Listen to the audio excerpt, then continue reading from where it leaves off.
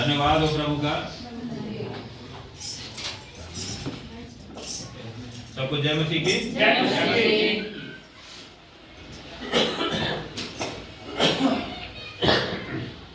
तो अभी हमने सुना ये भजन सर्वशक्तिमान परमेश्वर की स्तुति। जब भी परमेश्वर की बात होती है ना, तो हम लोग जब धरती पर आंख खोलते हैं और उस समय से जब भी कोई भी अगर परमेश्वर के विषय में बात करता है ना, तो वो एक बात जरूर कहता है कि परमेश्वर क्या है, सर्वशक्तिमान है, यानी कि जिसके पास सारी शक्तियां हैं, सारे पावर हैं। अब इसका मतलब ये नहीं है कि मैं एक बात और स्पष्ट करना चाहता हूं कि जो हम किसी मुद्दों को यदि हम परमेश्वर मान रहे हैं या मानते हैं या कुछ भी, हम जैसे कहते हैं ना कि विश्वास में ही सब कुछ है, तो हमें ये भी सोचना चाहिए कि खाली विश्वास करने से कुछ नहीं होता है, सही चीज पर विश्वास करने से होता है। हालेलुया। जैसे ये दीवार है तो हम इसको जो है ना पानी विश्वास नहीं कर सकते हैं, दीवार है तो दीवार ही है। हाँ, ये हम मान के चल सकते हैं कि ये दीवार जो है ना, मान लीजिए कि हम मानते हैं कि ये बहुत ही ज्यादा स्ट्रॉन्ग है, लोहे की तरह मजबूत है, और ये हो सकता है कि उतना मजबूत नहीं हो, कमजोर हो। या हम ये मान के चलते हैं कि अरे हम तो 1 लाख देंगे तो गिरा देंगे, तो ये हो सकता है कि हमारे टांग ही टूट जाए उसके लात मारने के चक्कर में, और ये उससे कहीं ज्यादा मजबूत हो। लेकिन जो है वो है। हालेलुया। वो सर्वशक्तिमान का मतलब वही है कि जिसके पास सारी शक्तियां हैं, और सारी शक्तियां होने के लिए और उसका इंप्लीमेंट होने के लिए जरूरी है कि वो जिंदा भी हो। हमारे पास मान लीजिए कि 10 ईंट उठाने की ताकत है, 50 किलो 100 किलो उठाने की ताकत है, लेकिन हम पहले सांस हमारे भीतर रहेगा, हम जिंदा रहेंगे तब तो। जब हम जिंदा ही नहीं है तो कहां से उठाएंगे?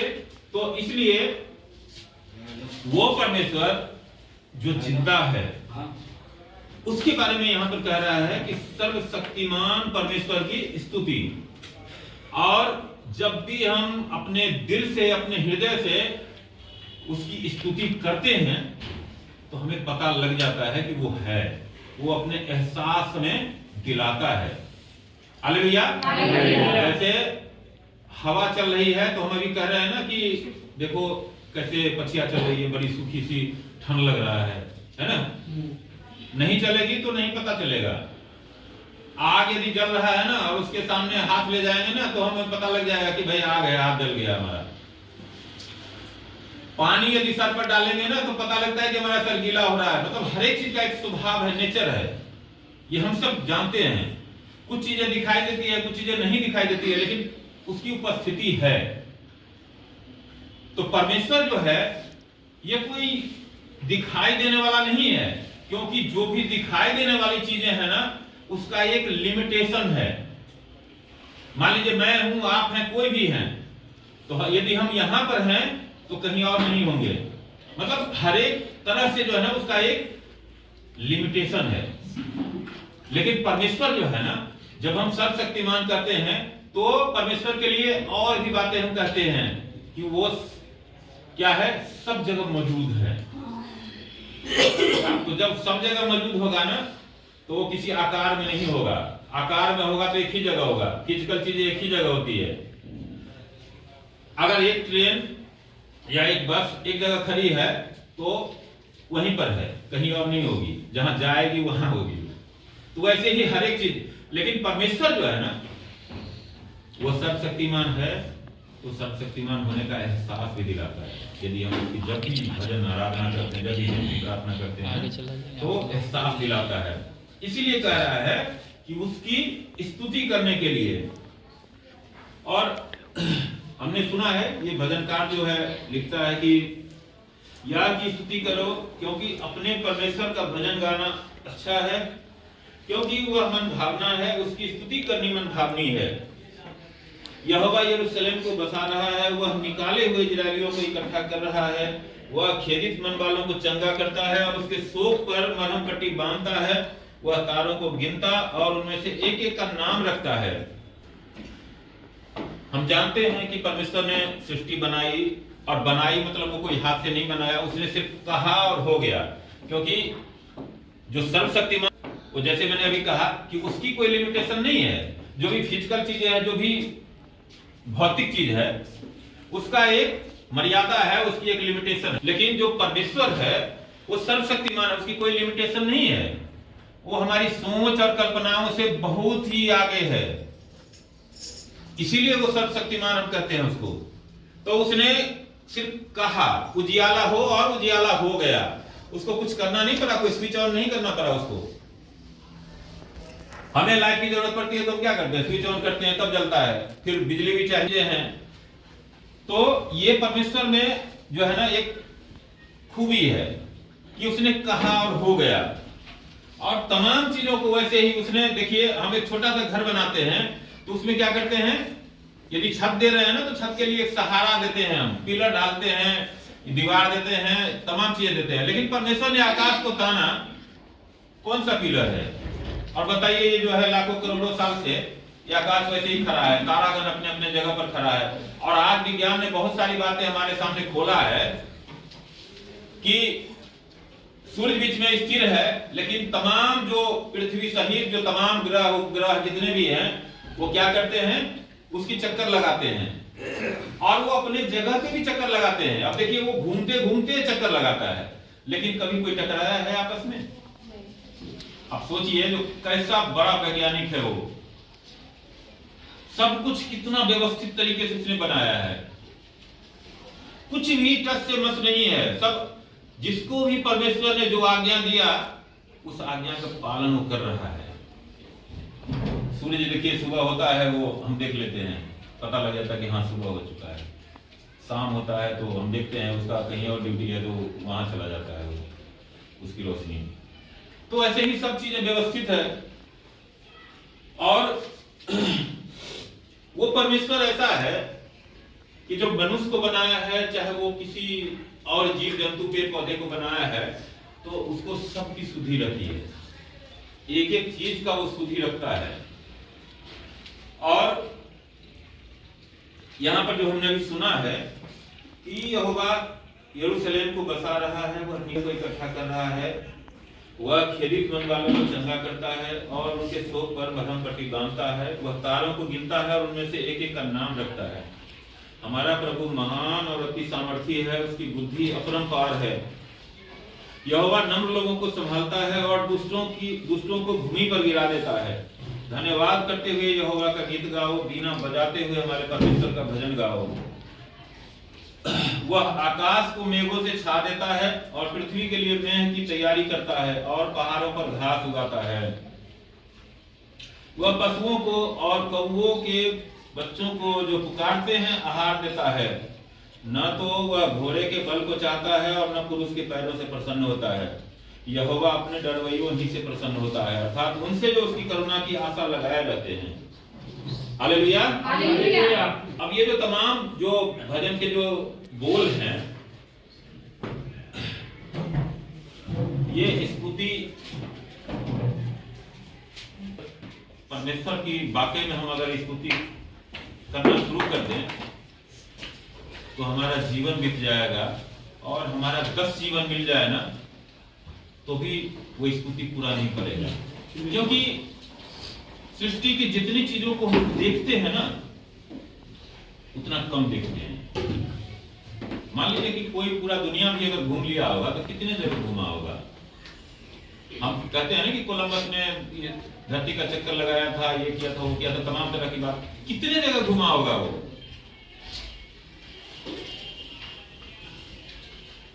क्या ये संभव है कि कोई पूरे दुनिया को घूम ले? भाई चक्कर तो लगा लेगा, भारत में कहीं एक जगह कदम रख दिया या 2 जगह कदम रख दिया, चलो जी दिल्ली आ गए, बंबई आ गए, तो हमने जो इंडिया हमने घूम लिया जी। लेकिन क्या भारत मतलब दिल्ली बंबई ही थोड़े है? ये दिल्ली घूमना चाहे तो मुझे लगता है जो कई दिन लग जाएंगे। तो भारत तो बहुत बड़ा है, और ऐसे ऐसे देश है जिसकी आबादी भले ही भारत से कम है, लेकिन इतना लंबा चौड़ा है वो कि वहां जो है घूमना सब जगह संभव नहीं है। ऐसे ऐसे देश है जहां हम सब जानते हैं, सब पढ़े लिखे हैं, कि पता नहीं कितने सैकड़ों साल से लावा पिघल पिघल के जो है ना वहां फैलते रहता है हमेशा। वहां आसपास भी कोई जा नहीं सकता डर के मारे। पहाड़ में से हमेशा वो पिघल पिघल के लावा निकलते रहता है, ज्वालामुखी जो है जगा हुआ ही रहता है वहां पर हमेशा। तो मतलब ऐसे ऐसे चीजें हैं संसार में। तो ये तो वो चीजें हैं जिन्हें हम देख पाते हैं, जो फिजिकल है हमारे सामने प्रेजेंट।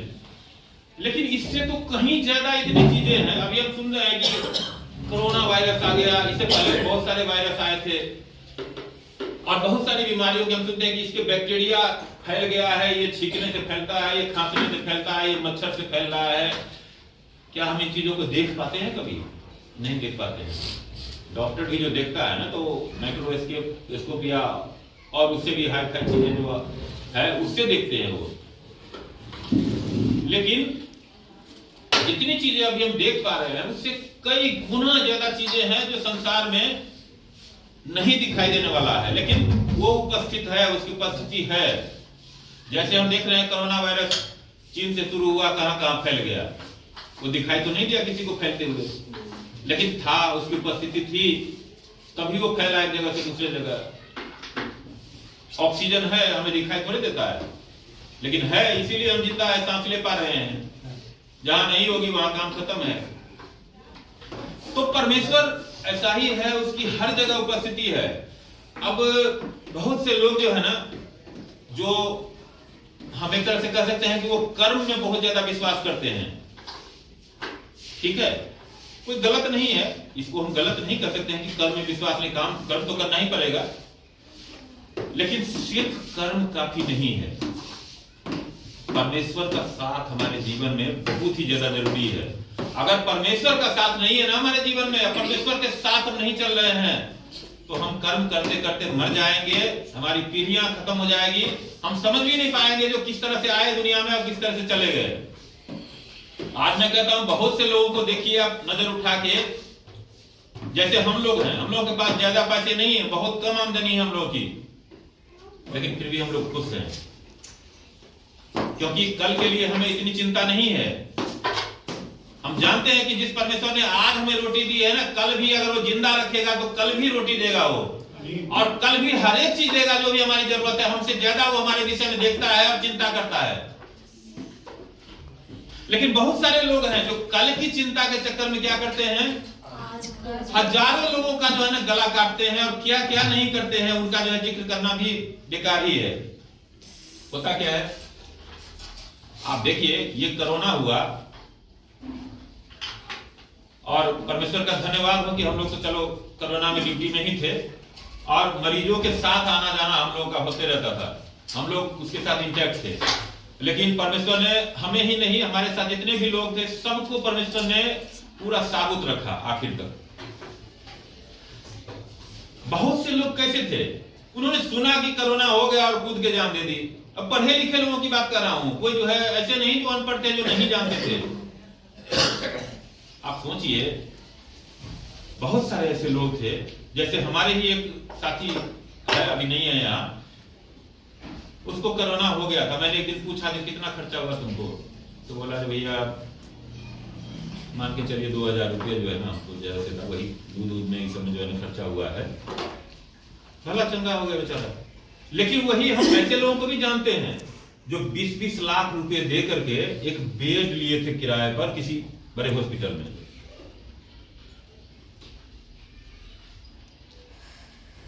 हालेलुया। तो हम क्या करते हैं, कल के लिए इकट्ठा करते हैं बहुत से लोग। उसमें भी गलत नहीं है, पूरी तरह से गलत नहीं है, लेकिन अंधा नहीं हो जाना है उसमें। क्योंकि देखिए, हम आज के ही विषय में नहीं जानते हैं कि आज रात में क्या, अगले पल में क्या होने वाला है। बहुत से लोग जो इस पल में थे और अगले पल में वो नहीं हैं। हम सब जानते हैं, पढ़े लिखे हैं,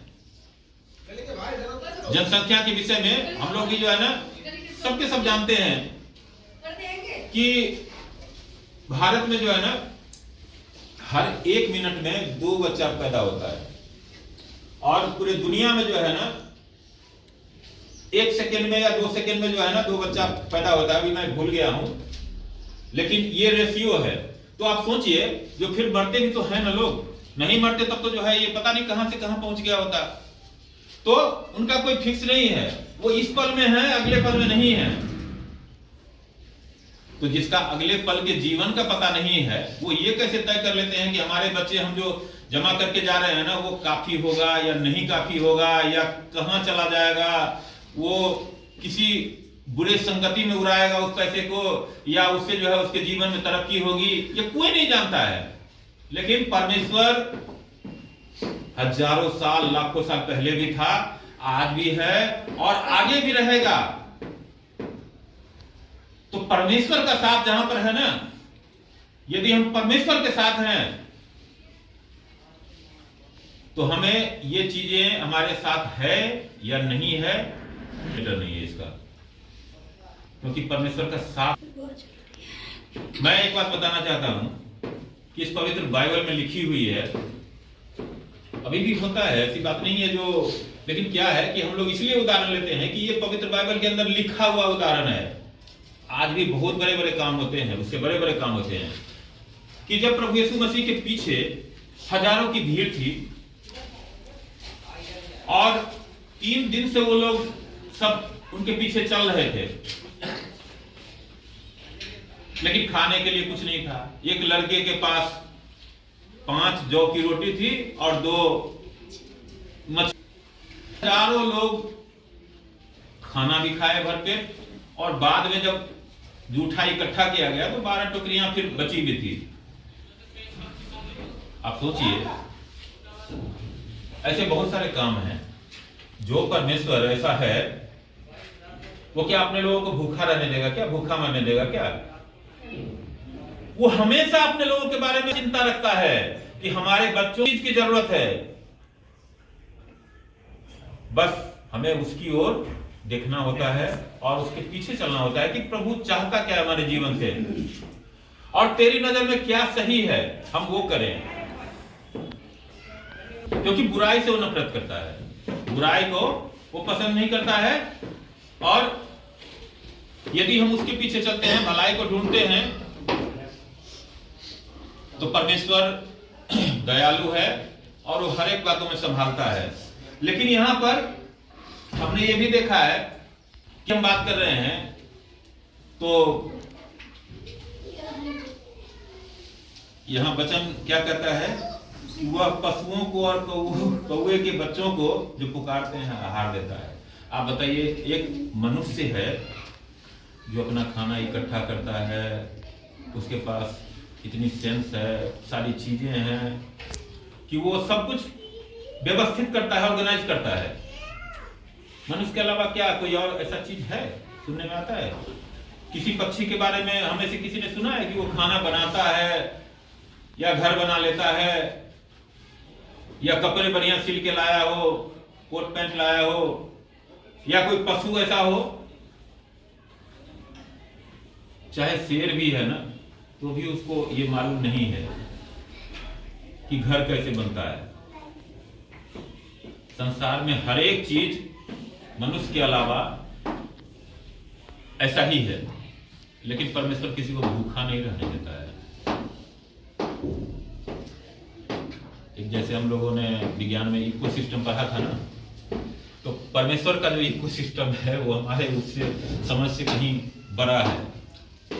हर एक के लिए उसने व्यवस्था कर रखा है, और हम सब जानते हैं कि मतलब विज्ञान के हिसाब से यदि देखें ना, तो एक पेड़ पौधा ही है जो अपना खाना तैयार करता है, बाकी ऐसा इस सृष्टि के अंदर कुछ भी नहीं है जो अपना खाना तैयार कर सके। उसी के ऊपर सब निर्भर है घुमा फिरा के। तो ये व्यवस्था क्या है? तो खत्म होता है क्या? घास पात या कोई भी अनाज हम देखते हैं खत्म होता है? वो भी चलते रहता है। ये सब उस परमेश्वर की व्यवस्था है। लेकिन यहां पर हम देखते हैं कि क्या कहता है कि ना तो वह घोड़े के बल को चाहता है और न पुरुष के पैरों से प्रसन्न होता है। उसको कहीं हम ये सोच रहे हैं कि ये जो हम कर रहे हैं ना, ये बहुत ही बढ़िया पुण्य का काम कर रहे हैं, है ना? क्या परमेश्वर से पूछे कभी कि प्रभु क्या ये पुण्य जो है तेरे आगे कुछ है? मैं कहता हूं कि हमने 5000 लोगों को खाना बनवा के बंटवा दिया, ठीक है, बहुत मेरे पास बहुत ज्यादा पैसा है या मैं बहुत से लोगों का मार के रखा हुआ हूं, तो चलो जी ठीक है, हम एक धर्म का काम कर लेते हैं, मतलब 1000 लोगों का जो है ना खून हमने निचोड़ लिया और एक जगह हमने भंडारा कर दिया। ठीक है, भंडारा करना गलत बात नहीं है, अच्छी बात है, लेकिन क्या वो जरूरतमंदों को देते हैं क्या?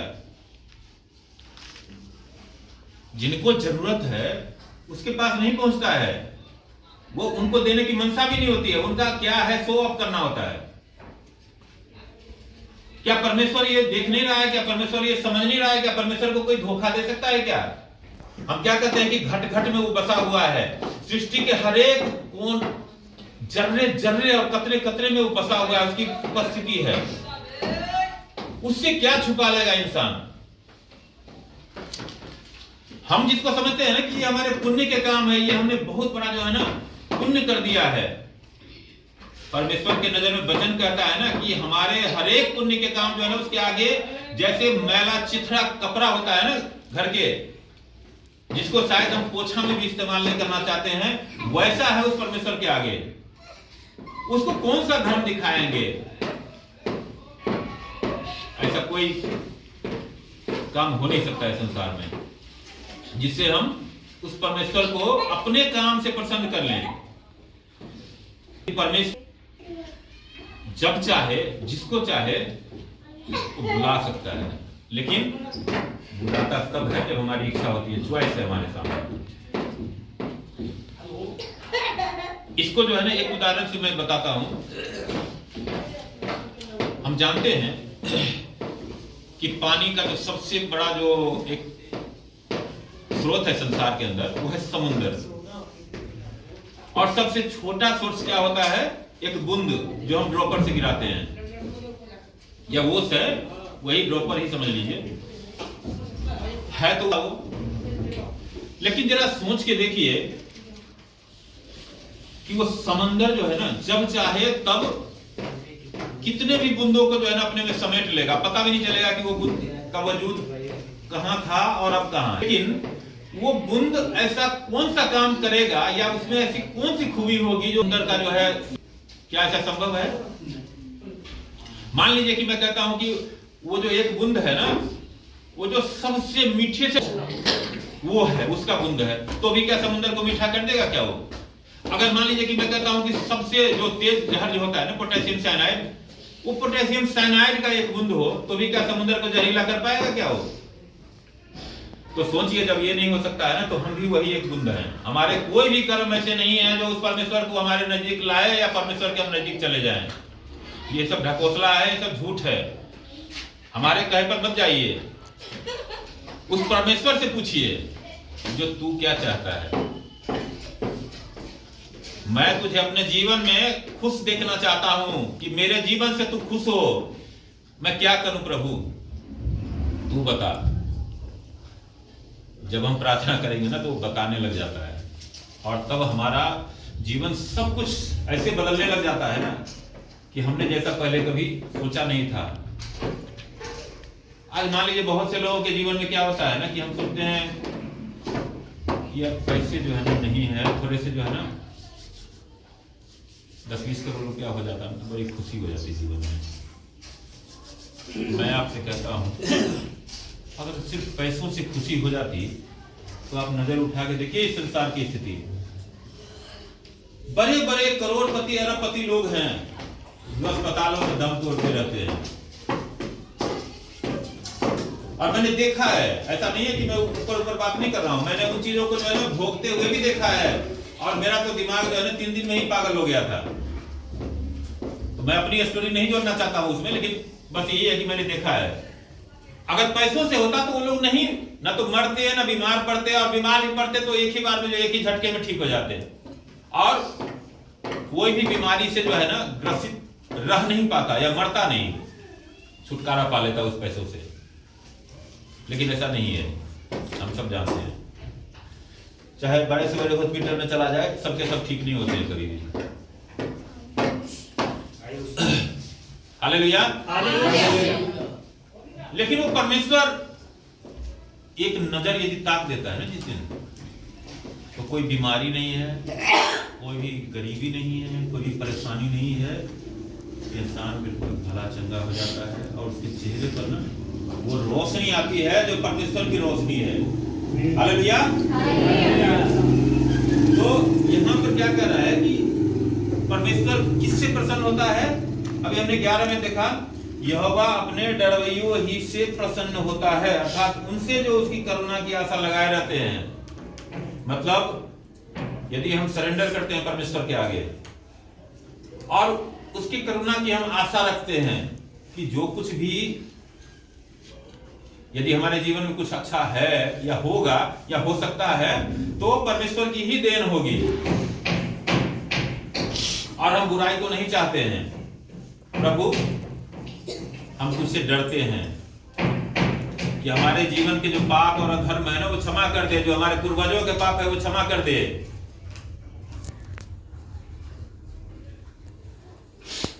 तब हमारा शुरुआत होता है और हमारा जीवन तब बदलाव होता है, हमारे जीवन में तब बदलता है।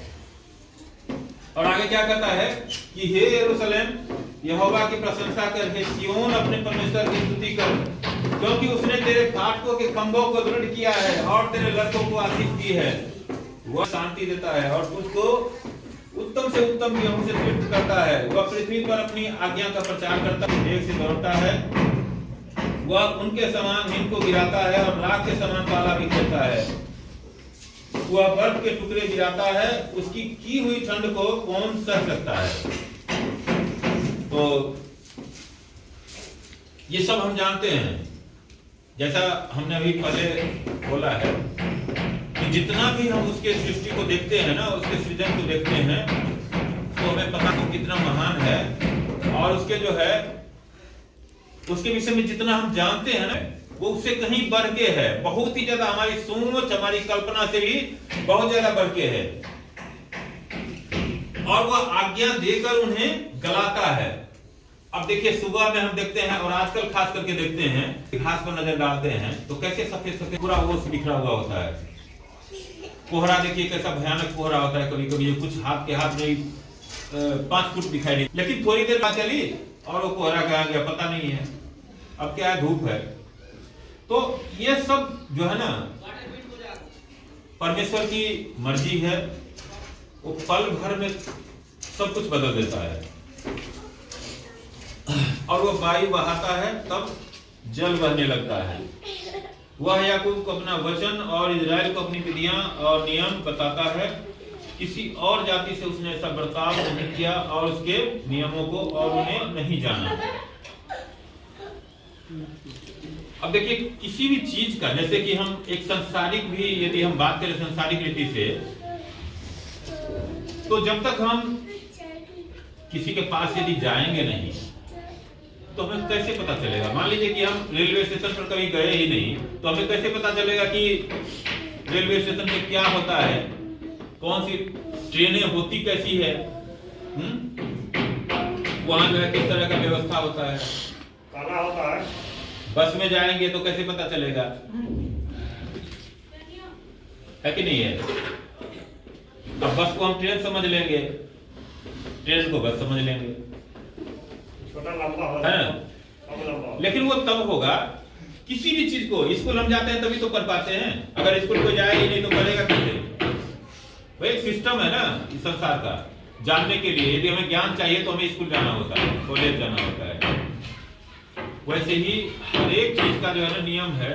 यदि परमेश्वर को जानना चाहते हैं तो परमेश्वर के पास जाएंगे। पास जाने का मतलब ये नहीं है कि हमें कोई माउंट एवरेस्ट पर चढ़ने की जरूरत। अगर परमेश्वर वहां पर है तो यहाँ भी है, हमारे घर में भी है, जहां हम रहते हैं ना, जहां चलते हैं ना, वहां हर जगह। तभी तो हम कहते हैं कि वो सर्वव्यापी है। अगर वो एक जगह है ना तो सर्वव्यापी वो नहीं है। फिर ये बात जो है ना, या तो हम गलत चीज को मान रहे हैं या जो है हम झूठ बोल रहे हैं, दो में से एक चीज हो सकती है। सर्वव्यापी का हम सब पढ़े लिखे लोग हैं। सर्वव्यापी का मतलब ही यही होता है ओमनी प्रेजेंट, जो हर जगह है। तो जहां भी हो ना, बस क्या है कि हमें अपने आप को समर्पित करना पड़ता है और उसके चरणों में देना पड़ता है। तब जहां पर है ना वहीं पर वो हमें दिखाई देने लग जाएगा और उसकी उपस्थिति का पता लगेगा। हाँ, ये भी बात है कि कभी हम ये ना सोच ले दिमाग में कि जैसे हमने बहुत बार देखा है बहुत से एक कलाकार ने बनाया था, आज से मुझे लगता है 400-500 साल पहले जो है ना, यीशु मसीह का एक फोटो बनाया था, हमने देखा होगा कई जगह। या फिल्म बहुत सारे बने हुए हैं, तो उसमें जो है एक कलाकार को लिया गया, उसको जो है यीशु मसीह का गेटअप दे दिया गया। अब यीशु मसीह को जिन लोगों ने देखा वो तो सब संसार से चले गए, वो तो आज 2000 साल पहले की बात है। तो यीशु मसीह जो है वो नहीं है जो हम समझते हैं, जो द लाइफ ऑफ जीसस में अगर हम देख लें तो वो जो हीरो है वो यीशु मसीह बन गया, ऐसा कुछ नहीं है। क्योंकि परमेश्वर कोई दूसरा नहीं बन सकता है, परमेश्वर जो है वही है। तो कहने का मतलब ये इसलिए मैं बता रहा हूं कि हम ये ना सोच ले कि वो जो है ना क्रूस पर जो लटका हुआ होगा ना तब वो प्रभु होगा, ऐसा नहीं है। वो समय था, हम ये भी जानते हैं कि जैसा कि उनके धरती पर शरीर में आने से 700-800 साल पहले भविष्यवक्ताओं ने ये भविष्यवाणी करी थी, उनकी किताबें आज भी मौजूद है कि प्रभु आएगा, इस तरीके से आएगा संसार में और ये काम करेगा, इस तरह का जीवन होगा, इस तरह का जो है उनका मरना होगा और इस तरह से जो है फिर वापस पुनरुत्थान होगा।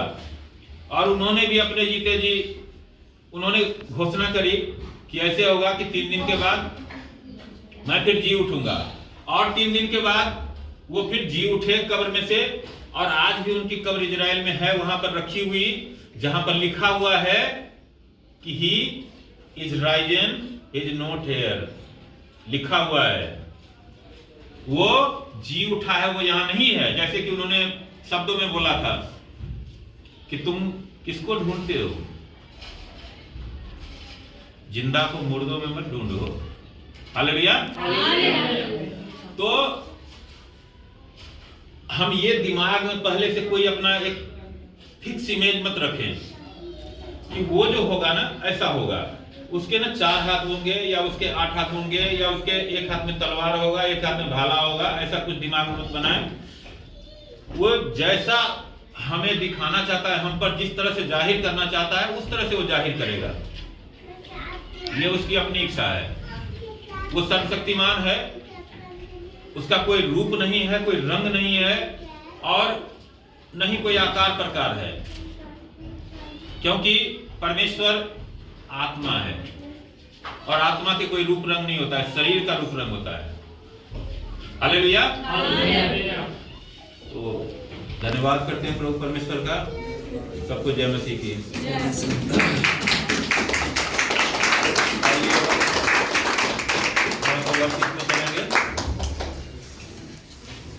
एक भजन गाएं।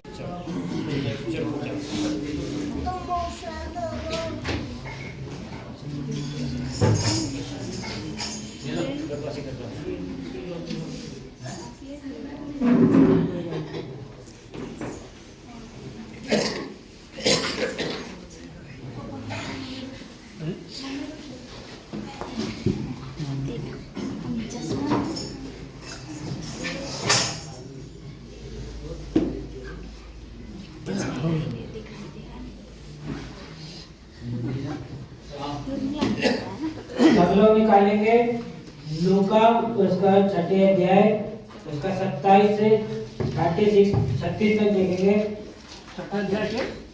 लूका 6 अध्याय सब लोग शांति से सुनेंगे परमेश्वर का वचन। जो भी इस वचन को सुनेगा परमेश्वर उसको आशीष देगा।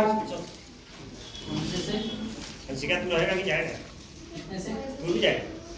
चल तो जा तो 27 लूका 6 का 27 से 36। और मैं अनुभव करूंगा भाई विजय से कि वो वचन को पढ़े।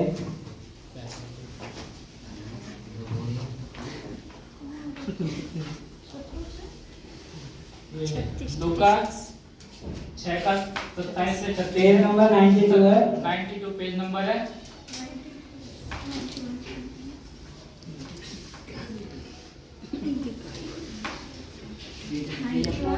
किसी को बाइबल चाहिए तो बता दीजिएगा, दे दूंगा बाइबल।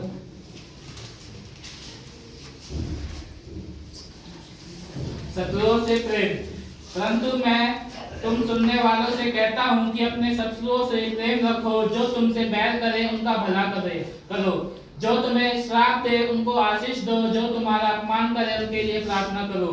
जो तेरे एक गाल पर थप्पड़ मारे उसकी और दूसरा भी फेर दे, और जो तेरी दोहत छीन ले उसको कुत्ता लेने से भी ना रोक। जो कोई तुझसे मांगे उसे दे, और जो तेरी वस्तु छीन ले उससे ना मांग। जैसा तुम चाहते हो कि लोग तुम्हारे साथ करें, तुम भी उनके साथ वैसा ही करो।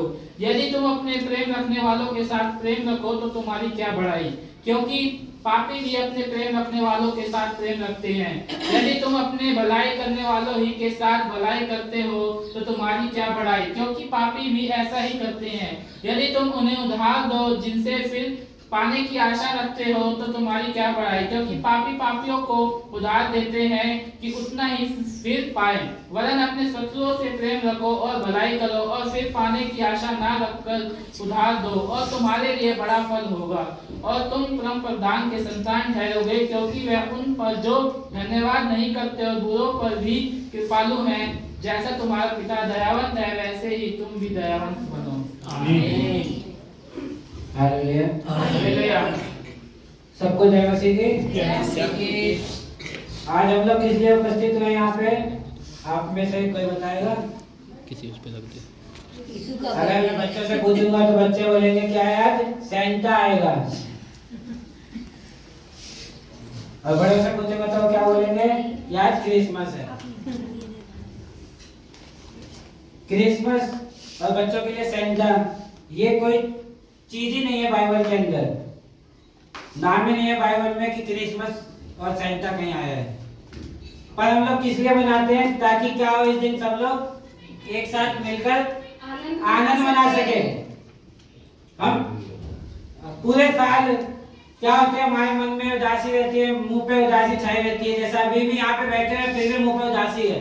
पर मैं कहना चाहूंगा यहाँ पे जो भी बैठे हैं किसी के भी मुंह पे उदासी ना हो, क्योंकि यीशु मसीह जो है कभी किसी को उदास नहीं करता।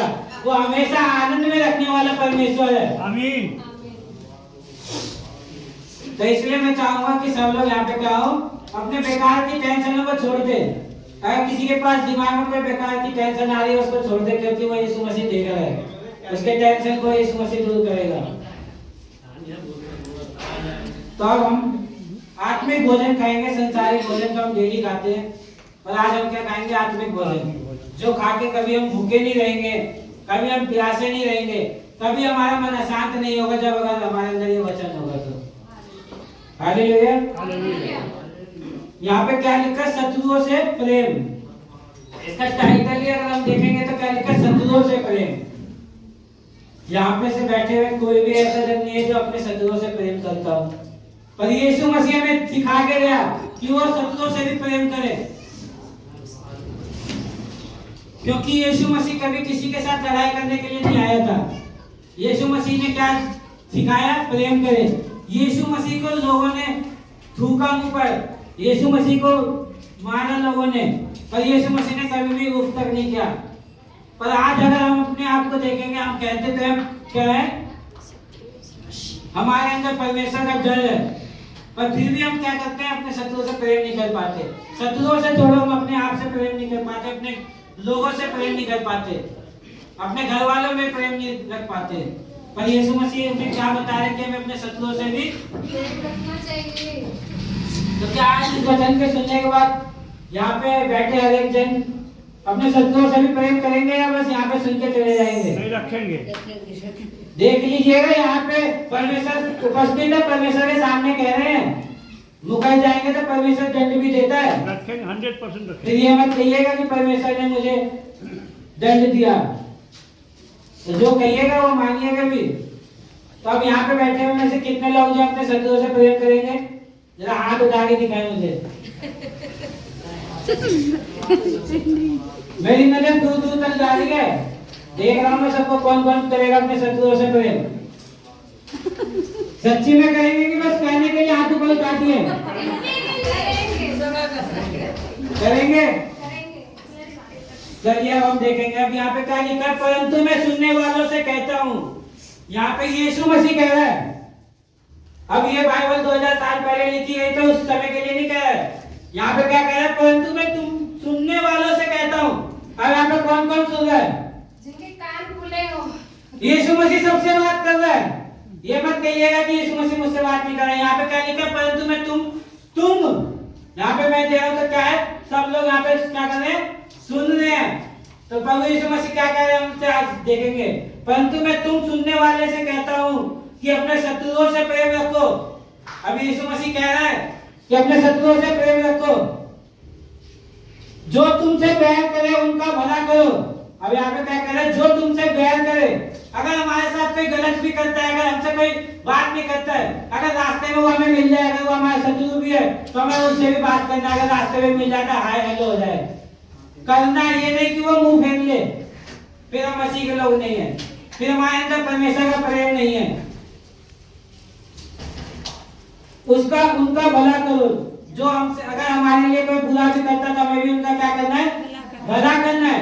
ये नहीं कि बुराई के बदले बुराई करना है। पर यहाँ पे हर एक बैठे जन जो बुराई के बदले बुराई करते हैं, पर यीशु मसीह ऐसा नहीं सिखा रहा। यीशु मसीह क्या कह रहा है कि बुराई के बदले बुराई मत करो, पर क्या करो, भलाई करो। और अपने शत्रुओं से क्या करो, प्रेम करो। आवाज नहीं ये लग रहा है, मुझे ठंड लग रही है, सबको धूप भी निकल रहा है बाहर में।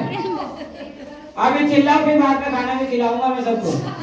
तो इसलिए कोई ये ना सोचे कि चिल्लाऊंगा तो भूख लग जाएगी, खाना नहीं मिलेगा। खाने का भी इंतजाम है। तेरे आवाज में बोले अपने शत्रुओं से क्या करो, आवाज नहीं आई। ऐसा करे कि दूसरे गली वाले भी सुने क्या हो रहा है यहाँ पे। परमेश्वर अपने शत्रुओं से क्या करो,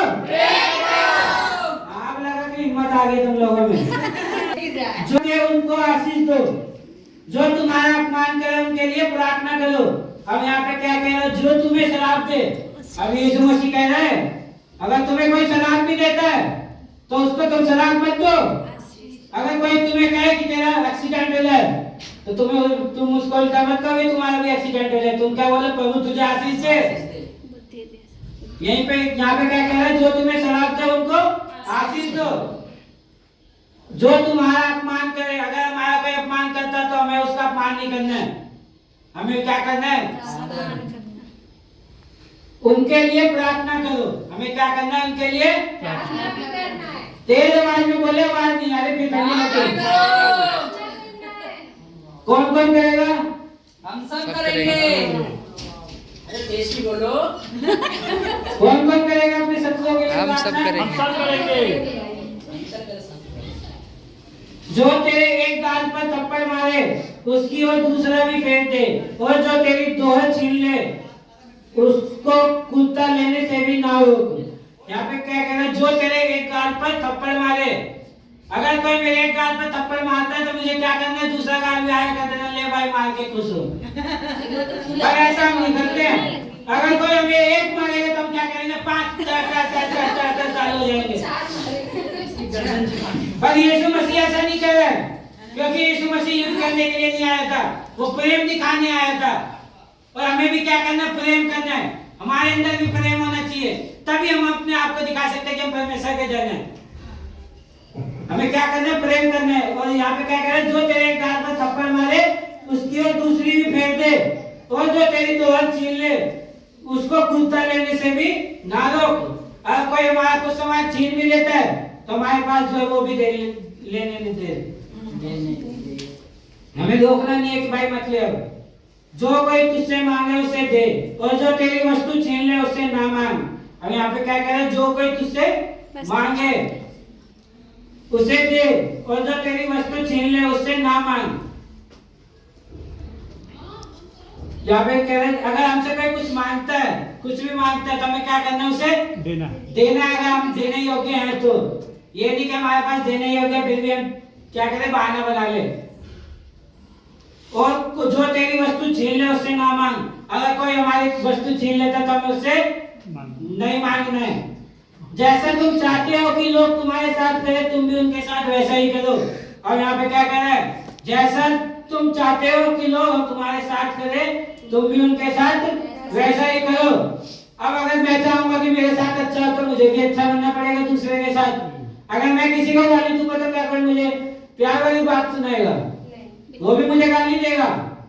तो इसलिए यहाँ पे यीशु मसीह क्या कह रहा है, अगर तुम लोग चाहते हो कि तुम्हारे साथ अच्छा हो तो तुम भी क्या करो, अच्छा करो। पर यहाँ पे कोई भी जन दूसरे के साथ अच्छा नहीं करता, सब एक दूसरे की बुराई करने में लगे रहते हैं। देखते हैं या अपने घर में जो टेंशन है उससे दुखी नहीं है लोग, यहाँ पे क्या है, दूसरे के घर की टेंशन को लेकर दुखी है, दूसरे के घर की खुशी को लेकर टेंशन में है, अपने घर के दुखी से दुखी नहीं है। तो यहाँ पे यीशु मसीह ऐसा नहीं कह रहा है। यीशु मसीह क्या कह रहा है, जैसा तुम चाहते हो कि लोग तुम्हारे साथ करें तुम भी उनके साथ वैसा ही करो। यदि तुम अपने प्रेम रखने वालों के साथ प्रेम रखो तो तुम्हारी क्या बढ़ाई, क्योंकि पापी भी अपने प्रेम रखने वालों के साथ प्रेम रखते हैं। यहाँ पे क्या कह रहे हैं, यदि तुम अपने प्रेम रखने वालों के साथ प्रेम रखो तो तुम्हारी क्या बढ़ाई। अगर मैं सिर्फ जो मेरे अपने हैं, अगर मैं सिर्फ उन्हीं को प्रेम करता हूँ तो इसमें कौन सी बड़ी बात है। सब अपने आप अपने लोगों को क्या करते हैं, प्यार करते हैं, पर हमें क्या करना है, दूसरों के साथ भी प्यार करना है, दूसरों के साथ भी प्रेम से व्यवहार करना है, पर हम नहीं करते। आज आपस में बात करने के लिए हम लोग क्या है, उत्साहित नहीं होते। हम लोग क्या करते हैं, मन पे मुंह घुमा लेते हैं। अगर हमारे 10 साल पुराना दुश्मन आ जाता है तो हम उसके साथ भी वो 10 साल वाला दुश्मनी याद करके उससे मुंह फेर लेते हैं, पर हमें ऐसा नहीं बनना है। यहाँ पे क्या कह रहे हैं, यदि तुम अपने प्रेम रखने वालों के साथ प्रेम रखो तो तुम्हारी क्या बढ़ाई, क्योंकि पापी भी अपने प्रेम रखने वालों के साथ प्रेम रखते हैं। यहाँ पे क्या कह रहे हैं, तुम अपने प्रेम रखने वालों के साथ प्रेम रखो तो तुम्हारी क्या बढ़ाई, क्योंकि पापी भी अपने प्रेम रखने वालों के साथ प्रेम रखते हैं। अब यहाँ पे पापी मनुष्य से ये तात्पर्य है कि जो मतलब गलत काम करते हैं वो भी क्या करते हैं, अपने लोगों से तो प्यार करते हैं, तो उनके जैसे क्या करना, वो भी जो क्या करते हैं, प्रेम करते हैं, पर हमें उनके जैसे नहीं करना। हमें सबके साथ क्या करना है, प्रेम करना है। हमें चाहे वो छोटा हो चाहे बड़ा हो, चाहे वो हमारा दुश्मनी क्यों ना हो, हमें उसके साथ क्या करना है, प्रेम करना है। तभी हम क्या करेंगे, अपने अंदर परमेश्वर के परमेश्वर को ग्रहण करेंगे और परमेश्वर के स्वभाव को हम दिखा पाएंगे। आपको मैं एक छोटी सी बात कहना चाहूंगा, मेरे साथ बीती हुई 2 साल पहले की बात है।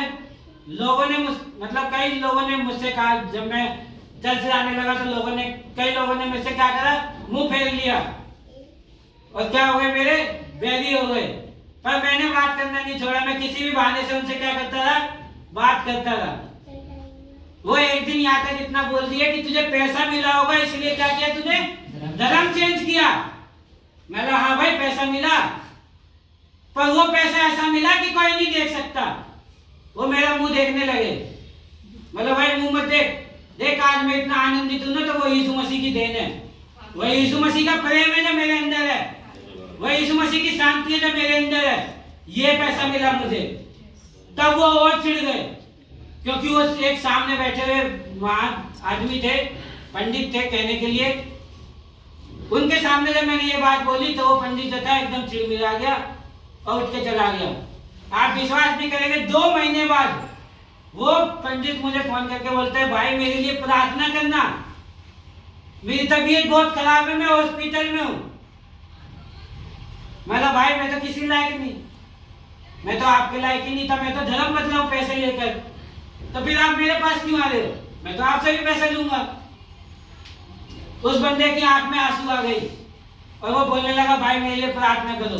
उसकी वाइफ तक ने माफी मांगा और उसकी वाइफ ने बोला कि इनसे तो गलती हो गई, पर तुम मेरे पति के लिए प्रार्थना करोगे तो ये क्या होंगे, ठीक हो जाएंगे। और आप विश्वास नहीं करेंगे, 10 मिनट के अंदर वो उठकर खड़ा हुआ और आज जो वो चर्च जाने लगा। जो ताना मुझे दिया था लोगों ने, वही ताना आज उसके पड़ोसी उसको देते हैं, और जो बात मैंने उसको बोली थी वही बात आज लोगों को बोलते हो। ये देखकर मुझे बड़ा अच्छा लगा जब उसके जुबान से मैंने बात सुना कि लोग मुझे ऐसा बोलते हैं। मतलब प्रेम करो, चाहे लोग हमें बुराई क्यों ना कहें, हमें अपने शत्रु से भी क्या करना है, प्रेम करना है, चाहे वो हमारा कितना ही बड़ा दुश्मन क्यों ना हो, चाहे वो 10 साल पहले दुश्मन नहीं क्यों ना किया हो, और चाहे वो 2 दिन पहले क्यों ना किया हो, और हमें सबके साथ क्या करना है, प्रेम करना है। क्योंकि यीशु मसीह आया था, वो प्रेम दिखाने के लिए आया था। यीशु मसीह बीमारों को चंगा करने के लिए आया था।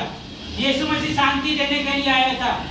यीशु मसीह आया था कि सब लोग आनंदित रहे, इसलिए वो क्रूस पर कुर्बान हो गया। हमारे पापों के लिए वो क्रूस पर कुर्बान हो गया और फिर तीसरे दिन जी उठा। उसका हम कौन होते हैं? जन्मदिन मनाने वाले। आज लोग बात कहते हैं कि आज क्या है? यीशु मसीह का जन्म है। जन्म तो उसका होता है जो मरता है। यीशु मसीह तो कभी मरा ही नहीं, वो तो आज भी जीवित है और वो मेरे अंदर जीवित है। यीशु मसीह ने कहा कि तुम मेरे लिए चलती फिरती मंदिर हो, और मंदिर के अंदर कौन वास होता है? परमेश्वर की आशीष। और मेरे अंदर परमेश्वर वास करता है, इसलिए मैं क्या हूं? मंदिर हूं। ये घर मंदिर नहीं है, ये तो एक स्थान है यहाँ पे ताकि लोग आए प्रार्थना करें, क्योंकि हर लोग एक दूसरे जगह इकट्ठा नहीं हो सकते। इसलिए भवन बनाया गया कि वो क्या हो? इकट्ठा होकर परमेश्वर की महिमा कर सके। पर असली मंदिर कौन है? मैं हूं। आप है, अगर आपके अंदर परमेश्वर वास करता है तो। यीशु मसीह किसी मंदिर का मोहताज नहीं है, वो किसी मूर्ति का मोहताज नहीं है कि मूर्ति बनाओ उसका। बाजार में पोस्टर बिकते हैं यीशु मसीह का कि यीशु मसीह है। जिसने हमें बनाया हम उसका स्वरूप बना सकते हैं, हम उसका चेहरा बना सकते हैं क्या? नहीं है। यीशु मसीह ने तो अपने स्वरूप बनाया हमें। यीशु मसीह क्या है? हमारे अंदर जीवित है, इसलिए हमें क्या है? हमें किसी मूर्ति की जरूरत नहीं है। लोग बात कई बार बोलते भी है मुझे कि यार चर्च में, वो चर्चों में जाते हैं हम, वहां पर मूर्ति लगी रहती है। तुम्हारे चर्चों में देखता हूँ मूर्ति भी लगी रहती।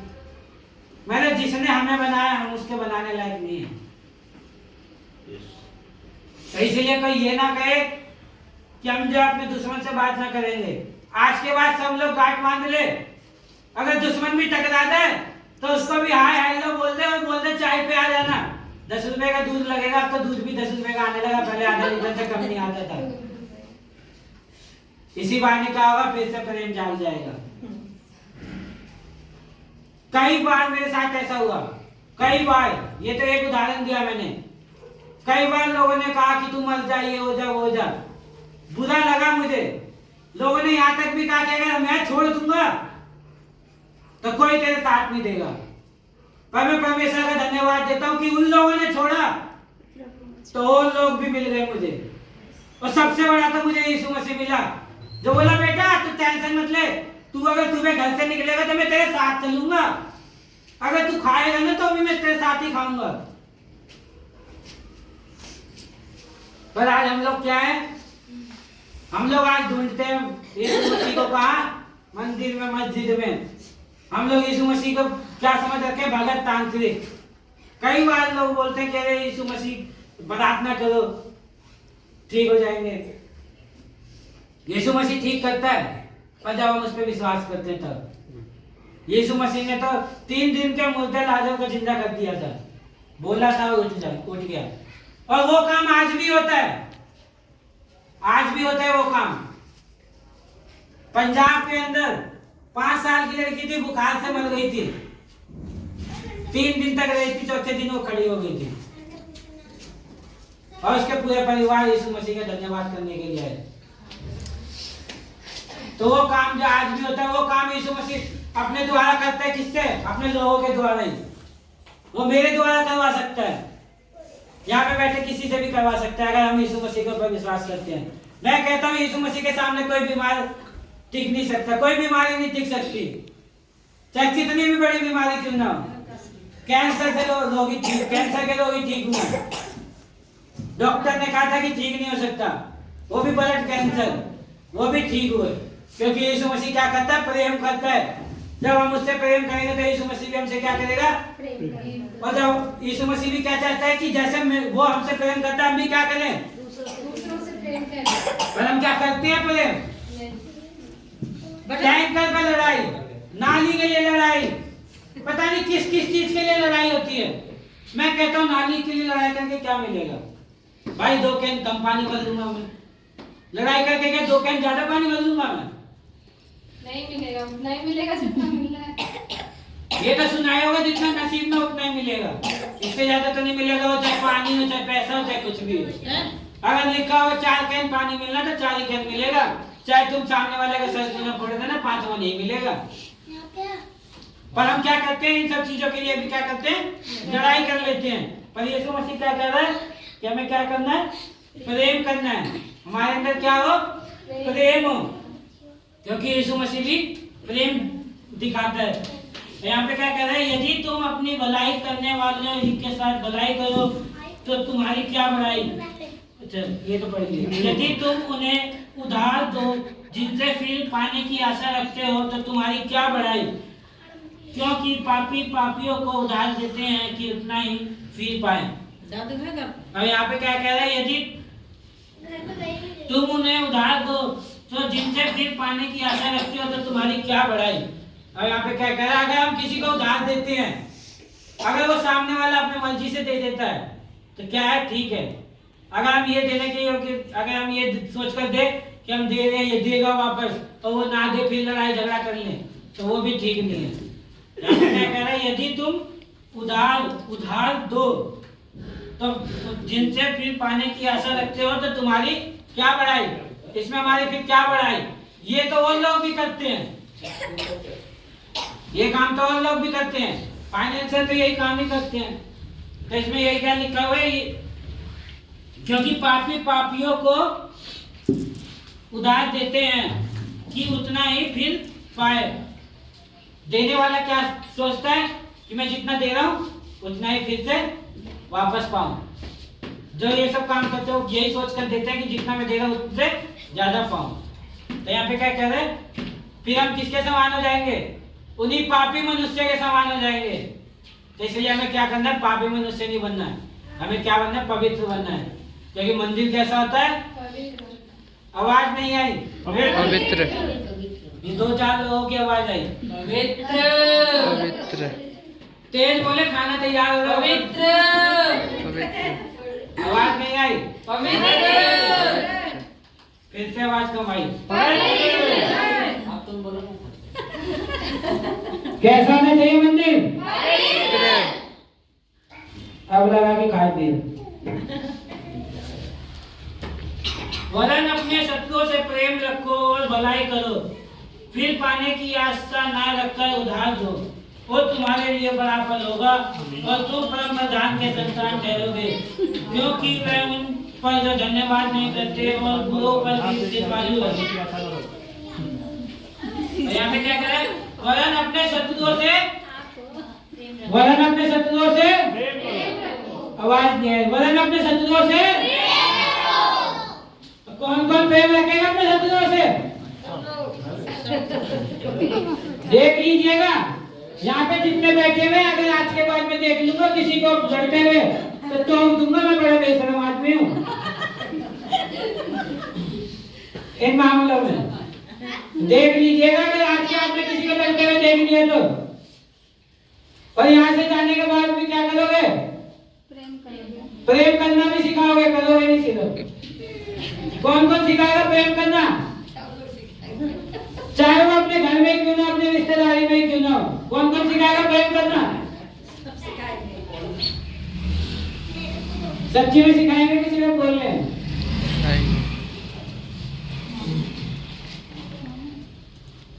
यहाँ पे क्या लिखा है, वरन अपने शत्रुओं से प्रेम रखो और भलाई करो। और यहाँ पे क्या करे, भलाई करो। हमें प्रेम भी रखना है, क्या करना है, भलाई भी करना है, वो चाहे किसी भी तरह से क्यों ना हो। हमें बुराई नहीं करना, सिर्फ भलाई करना है। अब देख लीजिएगा, एक ही ऑप्शन है, सिर्फ भलाई करना है।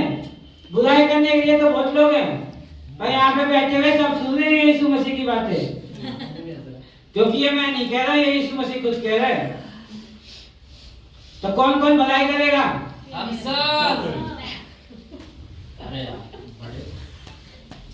फिर पाने की आशा ना रखकर उधार दो।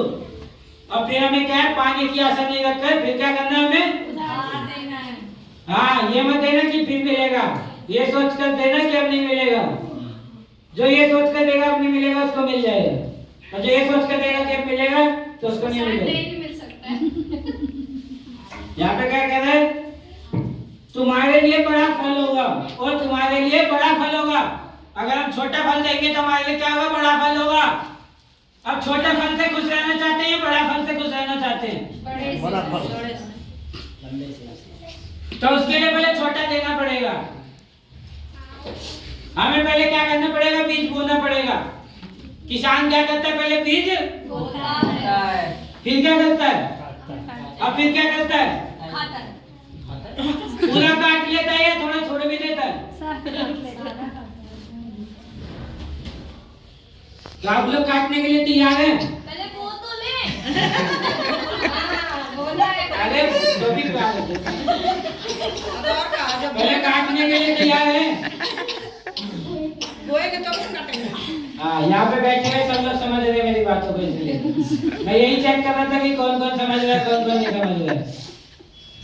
तो कौन कौन बोलना चालू करेगा आज से? अंकल जी बहुत हाथ उठा रहे हैं। वो ऐसा ही करते हैं, ऐसा ही। चलिए, प्रभु का धन्यवाद है। मैं और आशा करता हूँ और आगे और करते रहेंगे। आमीन। तो हमें क्या करना है? बोने वाला बनना है। काटने वाले तो बहुत है, बहुत है, सही बात। पर बोने वाले कम है। हमें आत्मा और सच्चाई के साथ बोलना है। क्या करना है? आत्मा और सच्चाई के साथ। ये नहीं कि कुड़कुड़ा के देना है, और ये भी नहीं कि देकर ढोल बजाना कि मैंने इतना किया, क्योंकि उसका प्रतिफल नहीं पाएगा कोई। जो ढोल बजाता है वो कभी प्रतिफल नहीं पाता है। तो इसलिए हमें क्या करना है? बिना बोले, बिना किसी को बताए, अगर दायां हाथ दान दे तो बायां ना जाने, ऐसा बाइबल कहता है। और आज मैं देखता हूँ लोग देते क्या? 51,000 रुपए चेक, भाई फल्ला फल्ला फल्ला, फोटो खिंचवा लो। अब फोटो खिंचवा लेते हैं। पर अगर ऐसा नहीं बनना, नहीं तो फिर हम भी फोटो बन के रह जाएंगे। हमें क्या करना है? गुप्त में देना है। जो सिर्फ कौन देखे? वो परमेश्वर, और वो परमेश्वर और मेरे बीच में बात होती है सिर्फ। तीसरा कोई ना जाने मैंने कितना दिया, किसको दिया। तो मैं क्या करूंगा? प्रतिफल पाऊंगा। जैसे तुम्हारा पिता दयावंत है, वैसे ही तुम भी दयावंत बनो। यहाँ पे क्या कह रहा है? जैसे तुम्हारा पिता दयावंत है, वैसे ही तुम भी दयावंत बनो। यहाँ पे बैठे हुए सब जन अपने पापा से बचपन में मांगते थे, तो पापा कभी कुछ डांटते थे? क्या करते थे? चाहे नहीं भी होता था तो भी लाके दे देते थे। कभी ये नहीं देखते थे कि मैं कहां से लाऊंगा। और आज भी है, आज भी क्या करता है पिता? देता। अगर बच्चा बोलेगा पापा चॉकलेट चाहिए, जेब में पैसा नहीं होगा, फिर भी पापा क्या करेगा? चाहे उसको दाल लाकर दे, पर लाकर देगा। क्योंकि वो उसका बेटा बेटी है। वो अपने बच्चे से क्या करता है? तो जिसने हमें बनाया वो पिता क्या हमको ऐसे छोड़ देगा? जब संसारिक पिता हमें नहीं छोड़ सकता, तो वो क्या स्वर्ग में जो बैठा पिता वो हमें छोड़ देगा? है?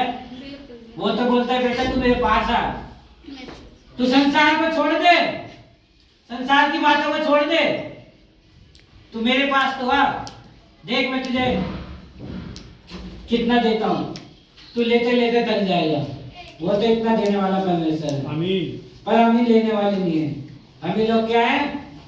हठीले मन के हैं।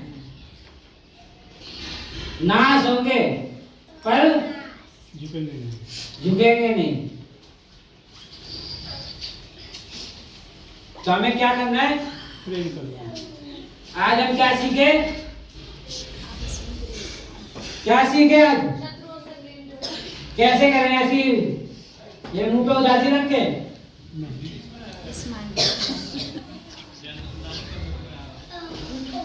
आप लोग यहाँ पे बैठकर परमेश्वर का वचन सुने। परमेश्वर ने क्या कहा? शत्रुओं से प्रेम रखो। और हमें भी क्या करना है? कोई हमारा शत्रु है ही नहीं, कोई नहीं है शत्रु हमारा। अगर हम अपने आप को ये समझ ले कि कोई हमारा शत्रु नहीं है, तो कोई है ही नहीं। शत्रु तो हम बनाते हैं। शत्रु बनाने का काम शैतान का है, परमेश्वर का काम नहीं है। शैतान हमेशा चाहता है क्या हो? लड़ाई हो, झगड़ा हो। पर यीशु मसीह कभी नहीं चाहता क्या हो? लड़ाई हो। शैतान हमेशा चाहता है छोटी छोटी बातों पे लड़ाई करवाना। अभी यहाँ पे बैठे हैं, अभी दो लोगों के मन में दो बातें डाल देगा, उसी में लड़ाई हो जाएगा। शैतान हर तरीके से क्या करता है? लड़ाई झगड़े करवाने के लिए तैयार रहता है। पर यीशु मसीह हमेशा प्रेम करने के लिए तैयार रहता है। यीशु मसीह हमेशा अपने लोगों से प्रेम करता है। यीशु मसीह मुझसे प्रेम करता है, यीशु मसीह से प्रेम करता है, यीशु मसीह यहाँ पे बैठे हुए हर एक जन से प्रेम करता है। पर हम ही क्या है, प्रेम से दूर होना चाहते हैं। हम क्या होते हैं, हम प्रेम नहीं करना चाहते हैं। और हम भी आज भी अकेले हैं, हम झुकना ही नहीं चाहते। आज के समय में ऐसा हो गया कि छोटे छोटे बच्चे के दुश्मन हो जाते हैं। 7-8 साल हुए नहीं, उनके इतने दुश्मन हो गए। मैदान एक 8 साल का बच्चा मेरी जानकारी में, वो मुझे बोलता है 2-3 दिन पहले की बात है, तो उसकी मम्मी फोन करी तो बोली मेरे बच्चे का बहुत दुश्मन हो गया है। मैंने दुश्मन हो गया? अरे जो आपका लड़का 8 साल का है वो लड़ाई भी नहीं कर सकता, दुश्मन कैसे हो गया? बोला गली में खेल रहा था, उसको एक थप्पड़ मार दिया, उसने एक थप्पड़ मार दिया, लड़ाई हो गई, तो वो मेरे लड़के का दुश्मन बन गया। क्या हुआ? बच्चे में लड़ाई हुई और बच्चे का क्या हो गया? वो दुश्मन हो गया। अरे खेलते खाते तो लगी जाती है चोट, तो क्या हम उसको दुश्मन मान ले? पर अब क्या करते हैं, इसी छोटी बातों को लेकर हम क्या कर देते हैं, बातों को हम क्या कर देते हैं, बड़ी बना लेते हैं। हम बातों को सॉर्ट आउट करना ही नहीं चाहते। हम चाहते ही नहीं है कि क्या हो, प्रेम करें। हम चाहते ही नहीं है कि यीशु मसीह हमारे अंदर प्रेम करे। यीशु मसीह जैसे हमसे प्रेम करते हैं वैसे हम भी दूसरों से प्रेम करें। हम हमेशा क्या चाहते हैं, लड़ाई झगड़ा। सुबह आंख खुलती नहीं है, मन में ये होता है कि आज किससे लड़ाई करेंगे। मैं कई लोगों को देखा हूँ, सुबह होता नहीं है, चलो भाई जाते समय किसी ने वो कर दिया होगा, फेंक दिया होगा, उसको उठा के साइड भी कर सकते हैं। हमें पता नहीं है कि कौन डाल के गया है, पर फिर भी हम क्या करते हैं, मेरा पड़ोसी डाल के गया होगा, उसको मेरे से जलन है इसीलिए वो क्या करके गया, डाल के गया, पता नहीं है, फिर भी हम उसको क्या करते हैं, गाली देने लगते हैं। ये हमारा प्रेम है। प्रेम कैसा होता है अभी हम सीखे। मैं आप लोगों से पूछना चाहता हूँ, अगर यहाँ पे बैठे हुए सब लोगों ने सुना होगा तो बता सकते हैं कि प्रेम कैसा होता है। बताइए, कोई भी एक जन बताए प्रेम कैसा होता है। कोई भी नहीं सुना? चलिए, प्रभु सबको आशीष देगा, प्रभु सबको आशीष देगा और प्रभु सबको शांति भी देगा और बुद्धि भी देगा कि वो अपने दुश्मन से भी प्रेम करेगा, क्योंकि प्रभु कभी भी लड़ाई झगड़ा नहीं करवाता। अगर मैं अपने बारे में बताऊं तो काफी मैं जब यीशु मसीह को नहीं जानता था, मैं भी बहुत लड़ाई झगड़े करता था। और ऐसा कोई दिन नहीं होता था जिस दिन मैं स्कूल में 2-4 बच्चों को मार के नहीं आता था, और मार के भी अपने आप को ही सही साबित करता था प्रिंसिपल के सामने, और झूठा भी था साथ में, झगड़ालू के साथ झूठा भी था मैं साथ में। पर जब यीशु मसीह को जाना और यीशु मसीह की आत्मा मेरे अंदर आई, और जब यीशु मसीह खुद मेरे अंदर आया, तो मैं समझ गया कि मैं जो कर रहा हूँ क्या कर रहा हूँ, गलत कर रहा हूँ। और आज लोग कई बार मुझे गाली भी देते हैं, मैं सुन के चुप रहता हूँ, ठीक है भाई। गली में कई बार हो जाता है, गली में भी कई बार हो जाता है कि लोग क्या करते हैं, लड़ाई करते हैं। अभी मेरा जो नया नया नाली बना उसको लेकर लड़ाई हो गई। मैं काफी शांत रखा अपने आप को, पहले की तरह एकदम उत्साहित में नहीं हुआ, लड़ाई करने नहीं लगा। मैं परमेश्वर का धन्यवाद देता हूँ कि परमेश्वर का आत्मा मेरे अंदर कार्य करता है। और मैं आप लोगों से भी कहता हूँ कि आप लोग भी क्या करो, अपने शत्रु से प्रेम करो। प्रेम को क्या करो, ज्यादा से ज्यादा फैला दो। आजकल के नौजवान तो प्रेम को इस तरीके से फैलाने की कुछ कहो मत। पर मैं उन नौजवानों से भी कहना चाहता हूँ कि वो प्रेम छोड़कर वैर विरोध की जो आत्मा है उसको दूर कर आपसी प्रेम बनाओ। आस पड़ोस में प्रेम का प्रचार करो, बताओ, क्योंकि जब तक हम नहीं बताएंगे तब तक कोई जानेगा नहीं। एक दूसरे के बात करने से ही पता चलता है कि किसके अंदर कितना प्रेम है। अगर मैं अपने दुश्मन के साथ जाके बात करूंगा, मैं कहता हूँ एक दिन नहीं बात करेगा, 2 दिन बात नहीं करेगा, 3 दिन हटीला हो जाएगा। पर मैं जब अपने दुश्मन से बार-बार फोन करके बात करूंगा, एक दिन उसका दिल भी पसीज जाएगा, वो क्या करेगा, बात करेगा, क्योंकि उसको भी शर्म आ जाएगी ये क्या कर रहा है मुझसे, मैं इसके साथ इतना गलत कर रहा हूँ, फिर ये क्या कर रहा है मुझसे प्रेम कर रहा है।